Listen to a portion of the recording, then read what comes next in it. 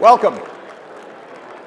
Welcome to all of you today, both here in downtown Chicago, as well as those joining virtually from your offices or homes around the country. I'm Sean Connolly, chair of the Economic Club of Chicago, and I am delighted to be joined today by United States Secretary of Treasury, Janet Yellen.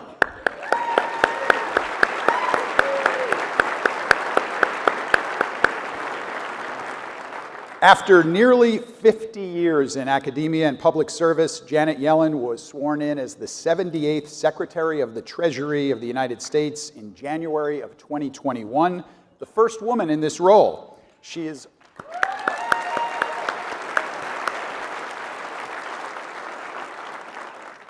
also the first person in American history to have led the White House Council of Economic Advisors, the Federal Reserve, and the Treasury Department.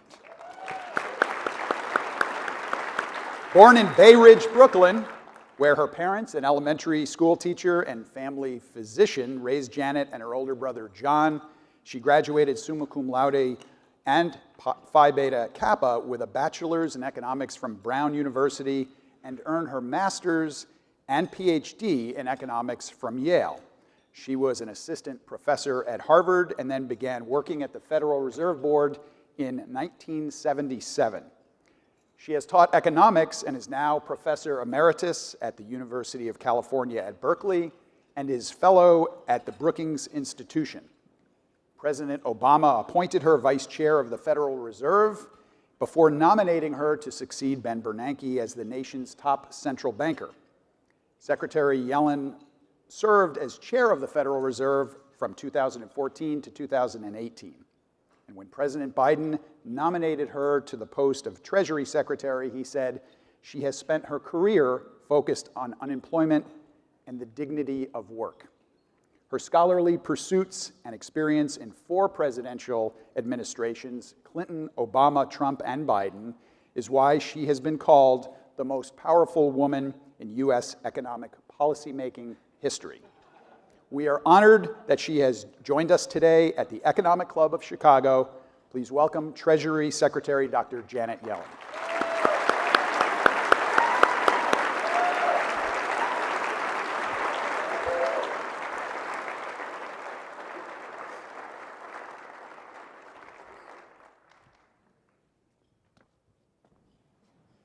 Well, good afternoon, and Sean, thank you for that lovely introduction. And thanks to everyone for a very warm welcome. I'd like to acknowledge Chicago Fed President Austin Goolsbee, Clerk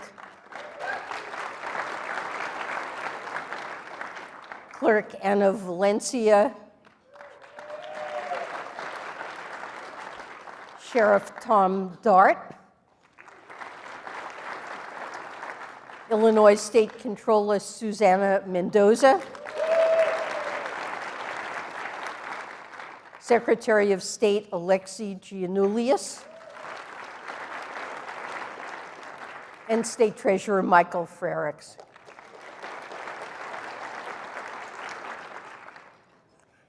I'm honored to be here at the Economic Club of Chicago to talk about the middle class in America, from when the pandemic hit to the recovery to what's ahead.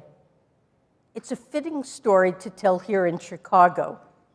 Like many American cities, Chicago was built by a middle class that drove industrialization and innovation. But Chicago and its middle class residents have also faced challenges for decades. The story of the middle class is not separate from the state of the economy. It is at the heart of it. And by middle class, I don't mean a narrow or fixed group. I mean workers across industries and occupations, from firefighters to nurses to factory workers. Americans other than those at the very top. President Biden and I believe that GDP growth is not meaningful if it is not shared, if it doesn't impact the lives of these Americans. And we also believe that a stronger middle class and a thriving economy everywhere in the United States is key to building a more robust and resilient economy overall. America's middle class has been at the heart of America's success. This leads us to pursue an agenda that is focused on the middle class. We started with an economic recovery that is remarkable for both its speed and fairness.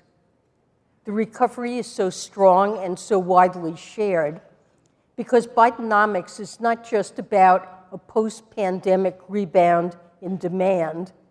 We've also focused on unsnarling supply chains and bringing more Americans into the labor force, which increases supply.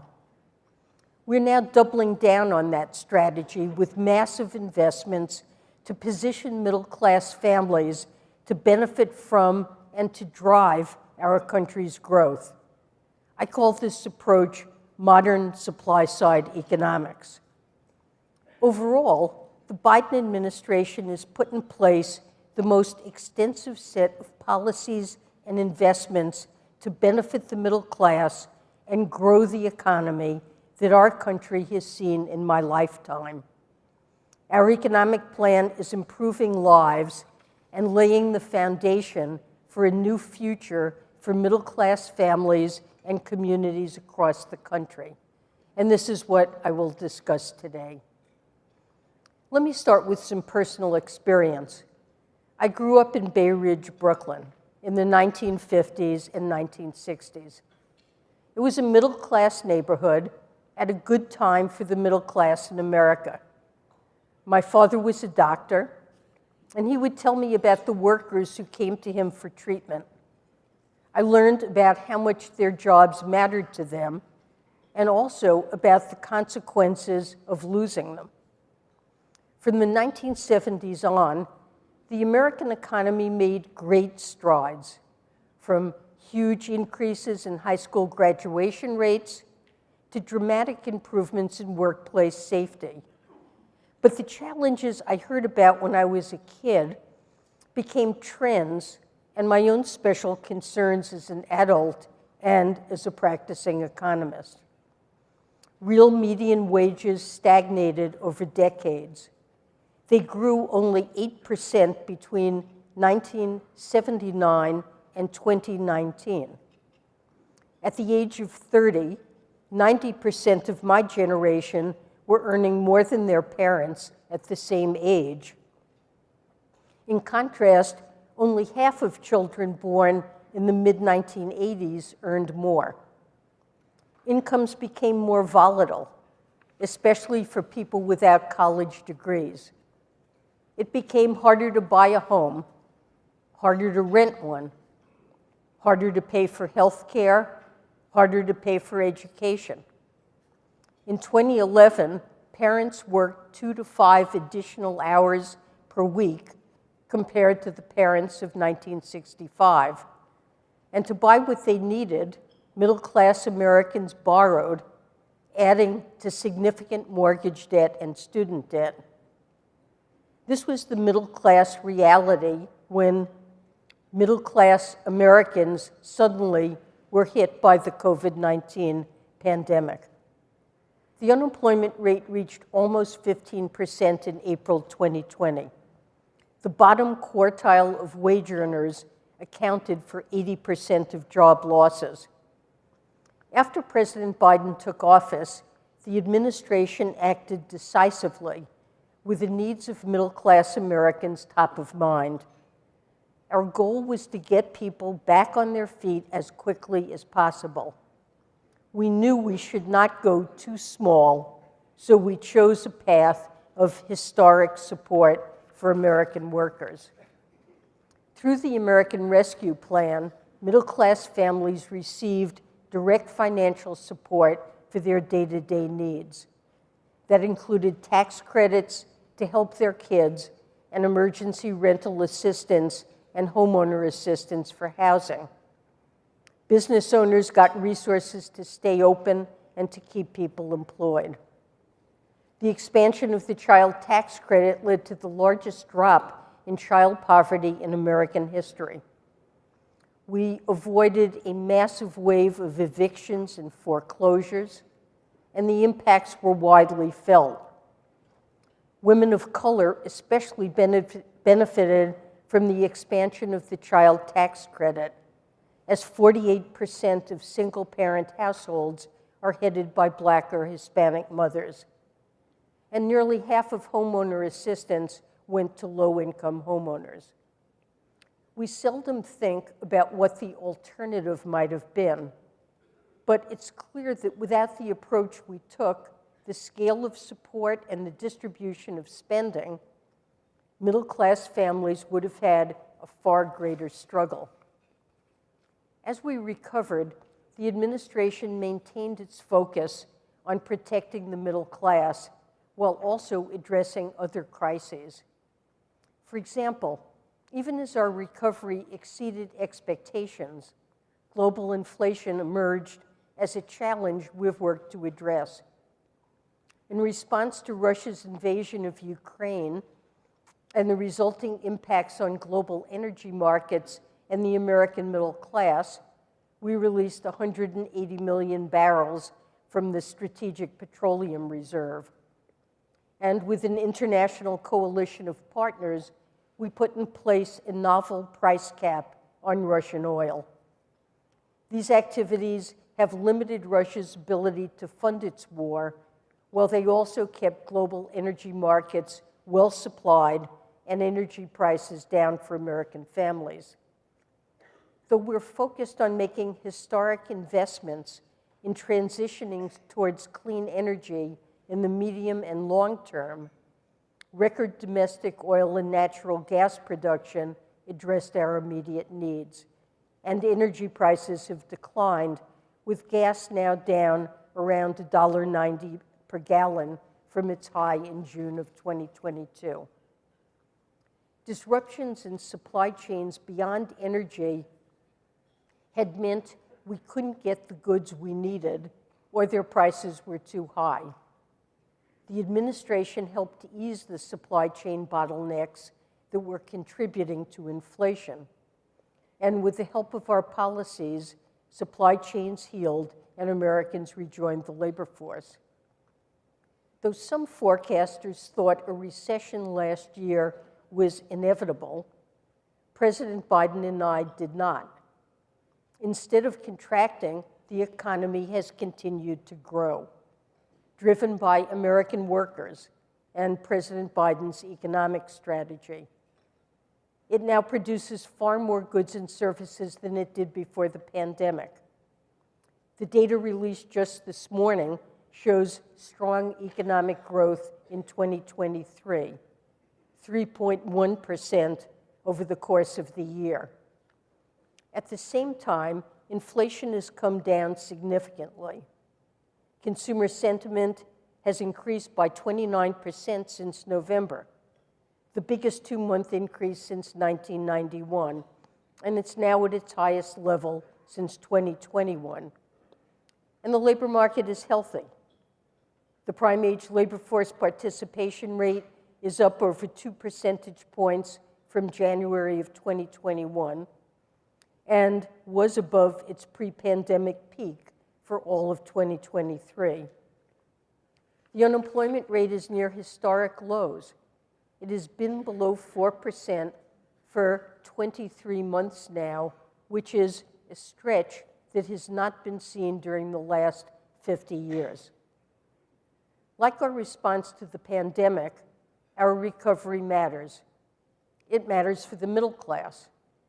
Household median wealth increased by 37% between 2019 and 2022, and this is the largest three-year increase on record.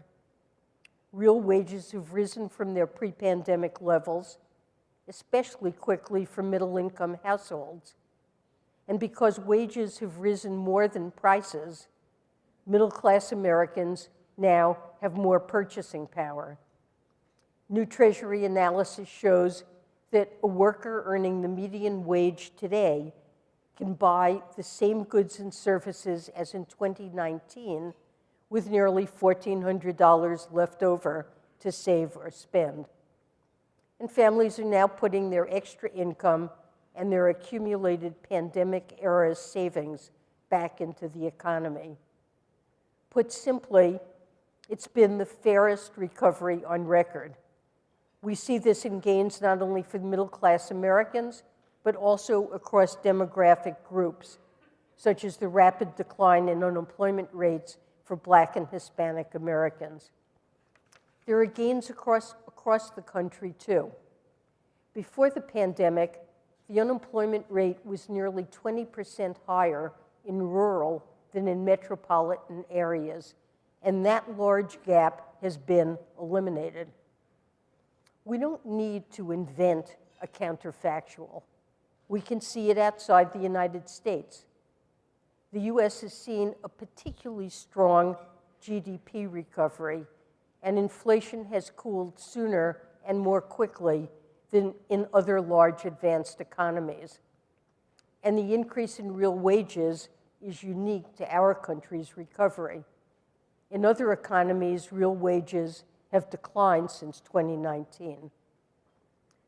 Our outcomes are also in sharp contrast to the recoveries I've seen here in the United States during my own lifetime.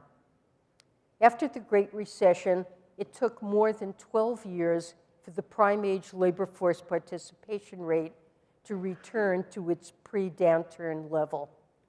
It took 6 years for unemployment to recover. For Americans in rural areas, it never did. And during previous economic downturns, Black and Hispanic Americans have historically faced higher unemployment rate increases than other groups. The recovery we've had, instead of one that was weaker or less fair, meant that we avoided financial pain for most middle-class American families. President Biden and I know that our work is far from done. Though inflation has declined, prices of key goods that matter to middle-class Americans remain too high. So we are taking some additional action.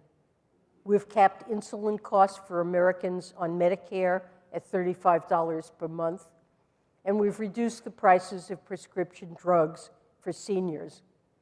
We're also working to bring energy-related costs down more, and tax credits are available to eligible households through the Inflation Reduction Act.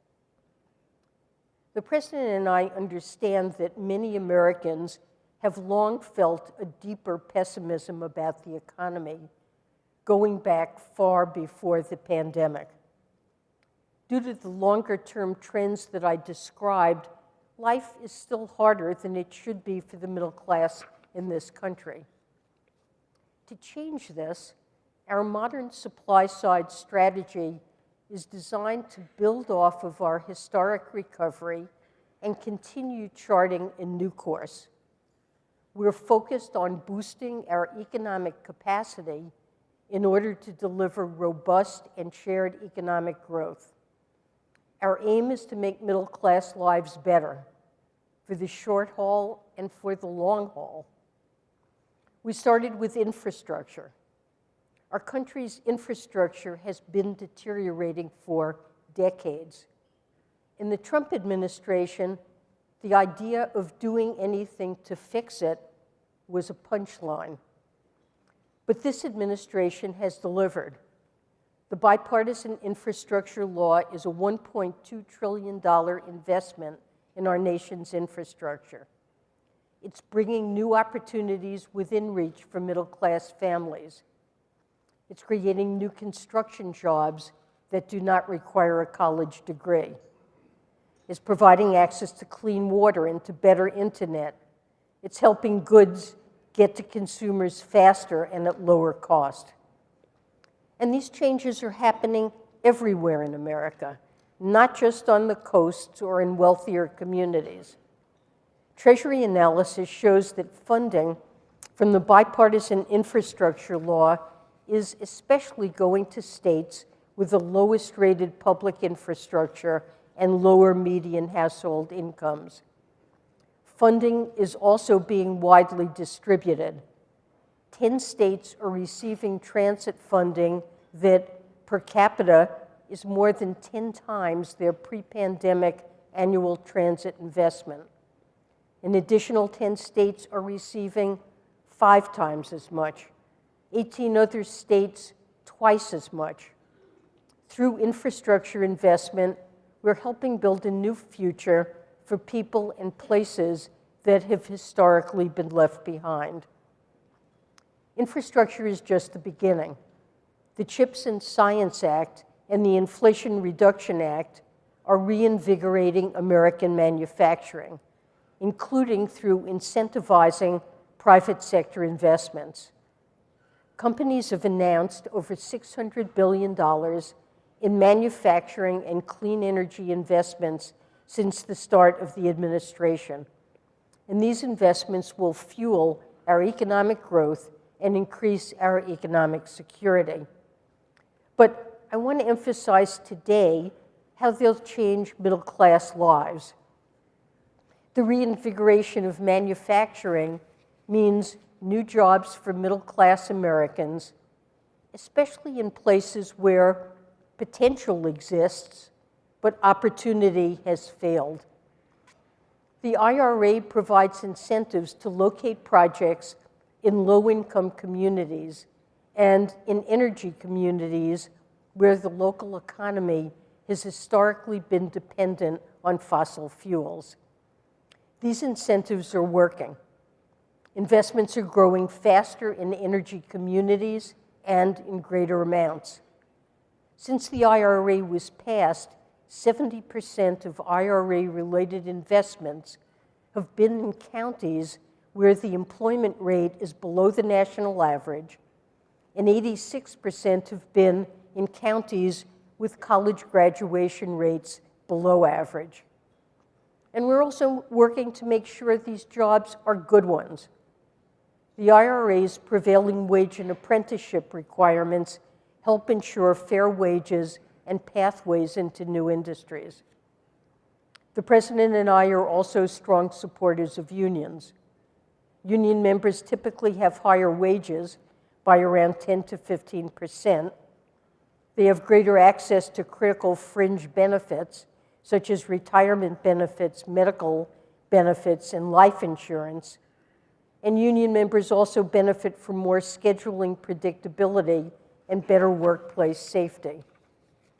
My own academic work has found that these non-monetary factors are a key driver of job satisfaction. And we know it's not just good jobs that matter to people. What follows them also matters, so we're working to support Americans in planning for retirement. The American Rescue Plan provided support to multi-employer pensions, protecting millions of pensions, including restoring benefits for thousands of workers and retirees who had their benefits cut. In October, we proposed a new rule that cracks down on additional barriers to retirement security, such as junk fees. We're also putting tax policy to work for middle-class Americans and small businesses. Past measures, like the Trump administration's Tax Cuts and Jobs Act, increased the deficit by $2 trillion while doing little to spur investment. It prioritized tax cuts for corporations, disproportionately benefited top earners, and did not fix the broken international tax system that encourages companies to shift jobs and profits overseas. In contrast, President Biden made an ironclad commitment to not raise taxes on those making less than $400,000 a year.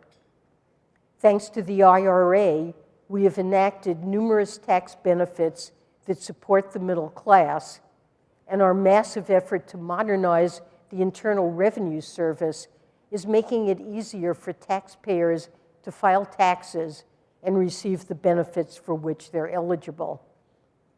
We're paying for this and for our long-term investments by asking the wealthiest to pay their fair share. The IRS now has additional resources to go after wealthy tax cheats. A new corporate alternative minimum tax makes sure that the biggest, most profitable corporations cannot avoid paying taxes. And a surcharge on stock buybacks is encouraging companies to invest in their growth in productivity instead of prioritizing wealthy investors. Now, none of these policies are aiming to recreate an earlier era. This country and the world have changed, and we cannot go back. What we need is a new future rooted in upgraded infrastructure and a modern tax system fueled by 21st century industries and with the middle class at its center. The administration is building the foundations of that future. Our economic agenda is far from finished. There's much more the President and I would like to do to support the middle class. When the expanded child tax credit expired, millions of children were pushed back into poverty. It's still too hard to be a working parent. We need to get American families access to affordable child care and other support for their children. As these children get older, they should be able to get a good education, including through free community college, and receive training that prepares them for good jobs. As they work, they should be able to afford quality housing near economic opportunities. And as they get older, they should be able to retire with dignity, and we need to do more here too. The obstacles the middle class has faced for decades will not disappear overnight. But this administration is fighting the right fight for economic policy that makes a meaningful difference in people's lives. That's what motivated me to become an economist and has been the central mission throughout my career. And it shaped this administration's actions as we've responded to the pandemic, as we've driven a strong and fair recovery, and as we're putting in place the building blocks for continued growth. If we keep at it, America will continue its progress in overcoming the challenges facing the middle class. The middle class has always driven the success of our country, and it will continue to lead our future. Thank you.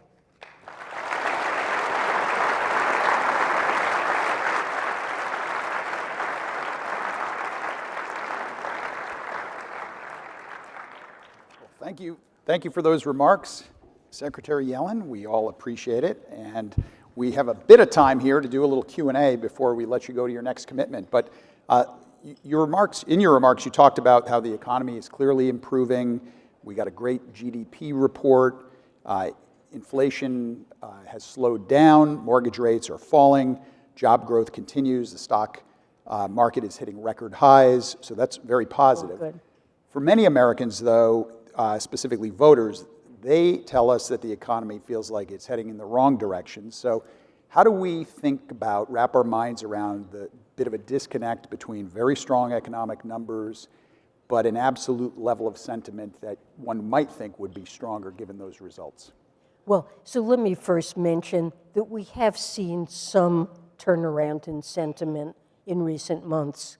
The University of Michigan Consumer Sentiment Index has moved up quite a lot.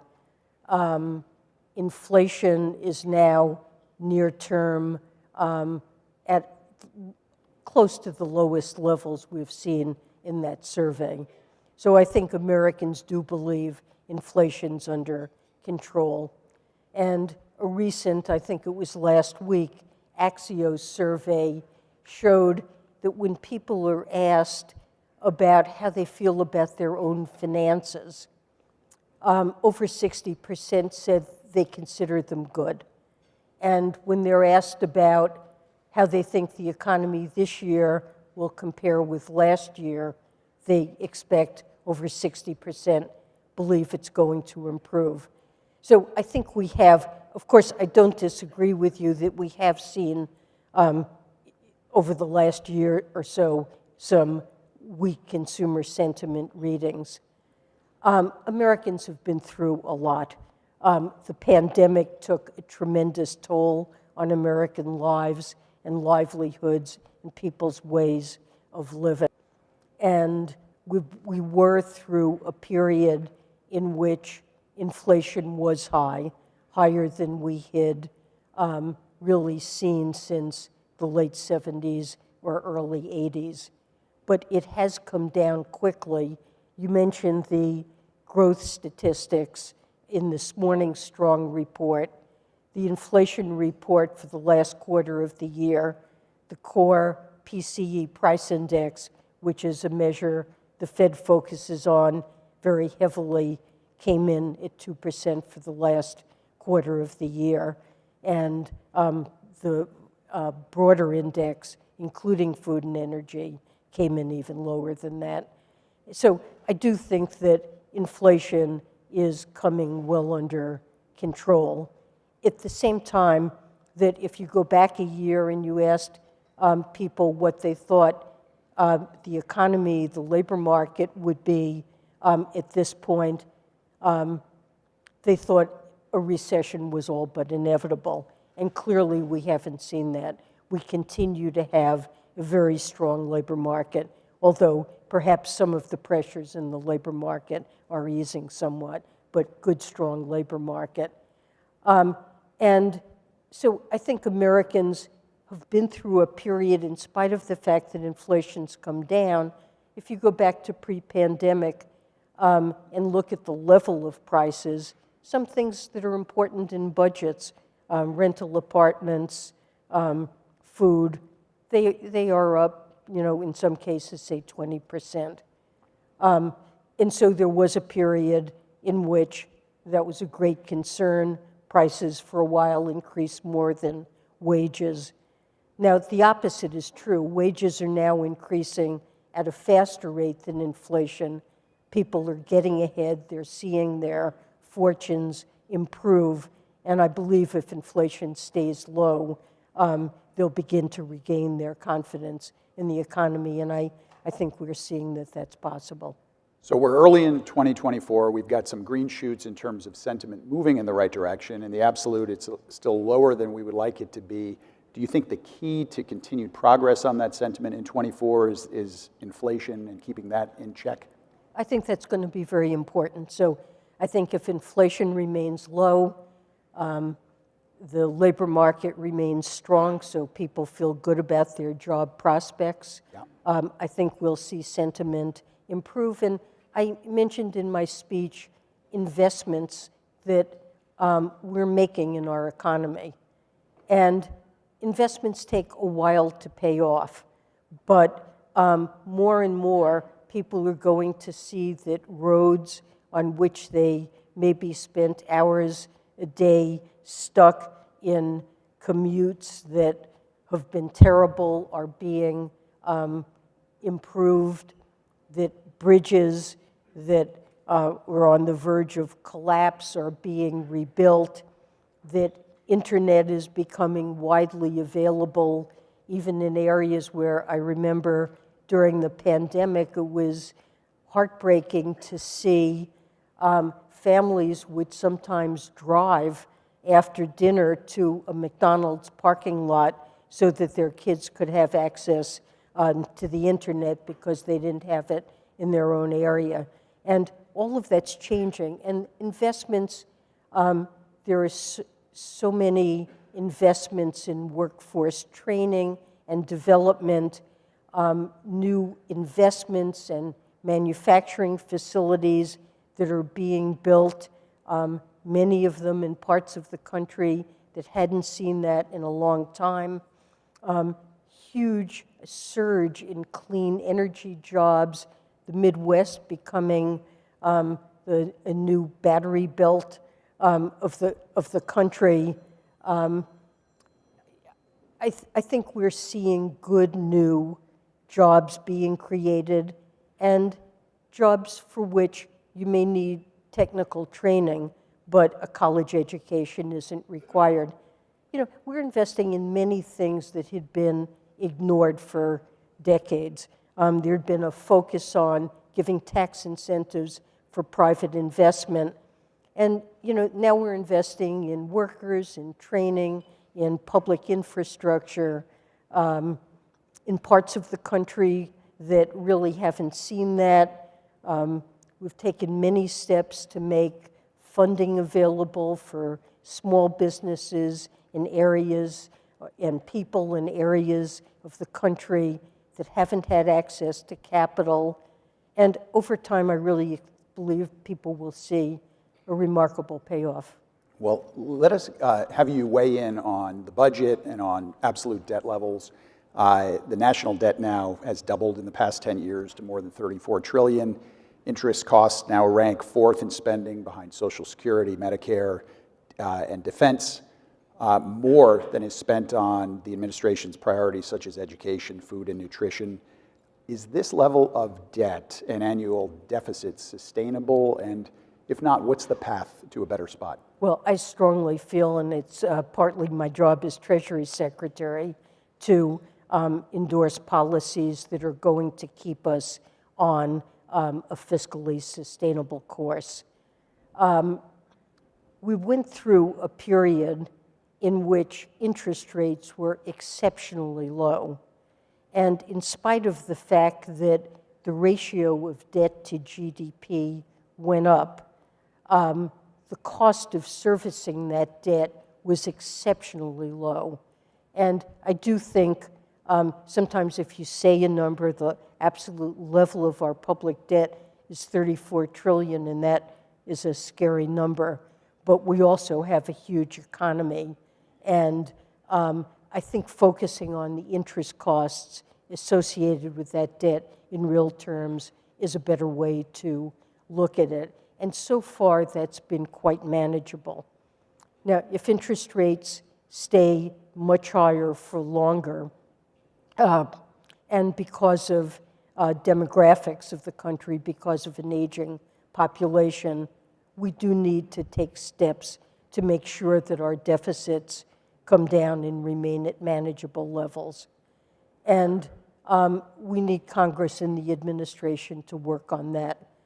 The president, at the same time, I also believe it's important to invest in our economy. And it's not wrong to do that. We borrow to invest when the payoffs are sufficiently high. And for many of the investments I've discussed, I believe the payoffs are sufficiently high to merit borrowing for them. And we'll see a payoff in growth and tax revenue. But the president has signed bills that reduce the deficit by $1 trillion over the next decade. And he proposed a budget for 2024 that has an additional $2.5 trillion of deficit reduction. And that comes in a variety of ways. I talked about tax fairness, and there are some proposals to, including, there was a corporate alternative minimum tax that was passed, to ask corporations and the wealthy to pay their fair share. But in addition, we allowed the funding of the Internal Revenue Service to fall to dangerously low levels. And what we have been faced with now is a tax gap. And by that, I mean the difference between the taxes that are owed under our existing tax law and what's actually collected, that gap has been estimated at $7 trillion over the next decade. So investing in the IRS is a very important way to close the deficit and to regain the revenues we should be collecting under our existing tax code. So we're beginning to do that, cutting prescription drug prices in Medicare, both lowers costs for households and also has a substantial benefit for the government spending. And I do believe there are ways to raise the revenue both to invest in America and stay on a fiscally sustainable course. So we're in a room full of business leaders here, so I've got to ask you about corporate taxes. The Biden administration passed a 15% minimum corporate tax that went into effect last January. What have the revenue implications of that been, and is 15% enough going forward to support the current spending level? Well, so this was, you have a significant number of highly profitable corporations that in their financial statements are telling their investors that they had enormous profits and yet have so many ways of avoiding taxes that there are some corporations that have actually been paying less than that, in some cases, no taxes. And so the corporate alternative minimum tax was designed to ensure that, and this really only applies to corporations with over $1 billion in profits, not $1 billion in sales, but $1 billion in profits, that they need to pay at least 15%. I mean, to have a situation where nurses and firefighters are paying over a larger share of their income than America's most profitable corporations strikes me, and I think most Americans, is unfair. It's just gone into effect.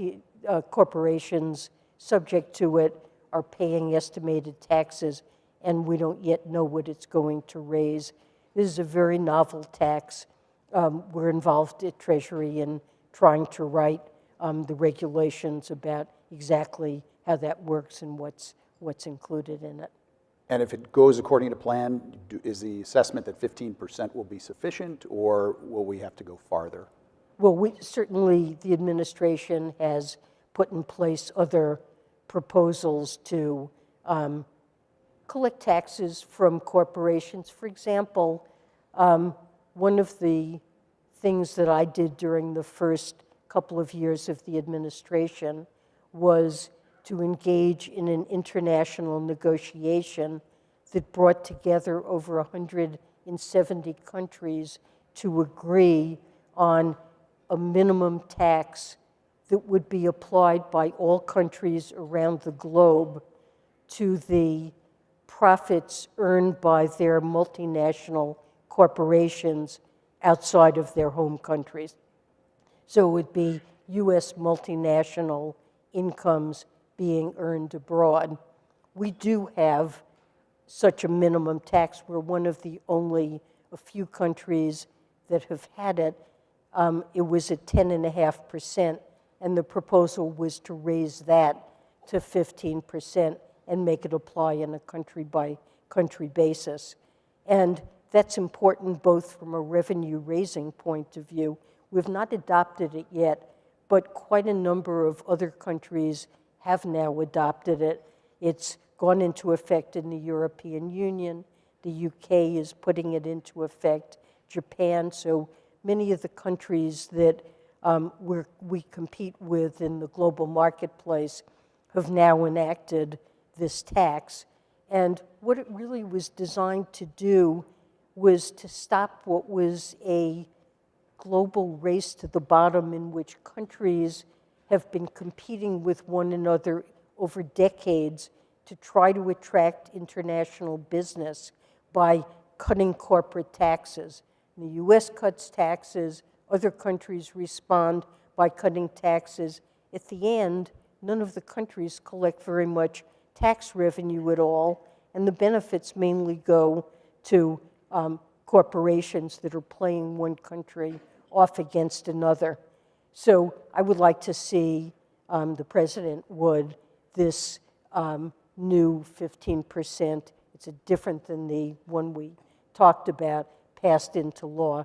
And there are other proposals that I think personally feel make the tax system fairer and can contribute to revenues we need. Well, thank you for that. We are just about out of time, so I'm just going to ask you one quick one, because I don't think most of us have been in the presence of somebody before who's been a Fed chair and Treasury secretary. So which one's harder? Well, let me say, they are both extraordinarily fantastic jobs with lots of responsibility associated with them. And, it's an honor to be entrusted with any of these jobs. It's a privilege to be able to hold them. I would say that the range of responsibilities at the U.S. Treasury Department are greater than in the Federal Reserve. That as Fed chair, you can focus on the economy, not a small thing by any stretch of the imagination, but the economy, bank supervision, and the payment system. And at Treasury, we have 1,000 people who are working on money laundering, addressing illicit financial flows that support terrorism and sanctions against malign actors around the globe. We have responsibilities for our international economic relationships with countries all over the world. We were given responsibilities to actually conduct over $1 trillion of programs that were part of the American Rescue Plan, from a $350 billion program of support to state and local governments to a program that has been allocating funding all over the country for access to the internet. So we've been running those programs. We've been entrusted to write all of the tax rules pertaining to the vast array of clean energy credits in the Inflation Reduction Act. And then when we have a little extra time, we're working on trying to make sure that the Internal Revenue Service is restored to the level of effectiveness and support of Americans with respect to customer service and access to benefits that I think all of us should want to see. So there's a lot to do, but the one thing I will say is that both institutions are filled with dedicated public servants who are committed to strong public policy, to integrity in how they conduct themselves. And it has been my privilege in both jobs to work with really dedicated, committed, talented people who are serving the American people. Well, on behalf of our membership, we are all privileged to have you here with us today, and thank you so much for coming in, and we are adjourned, everybody.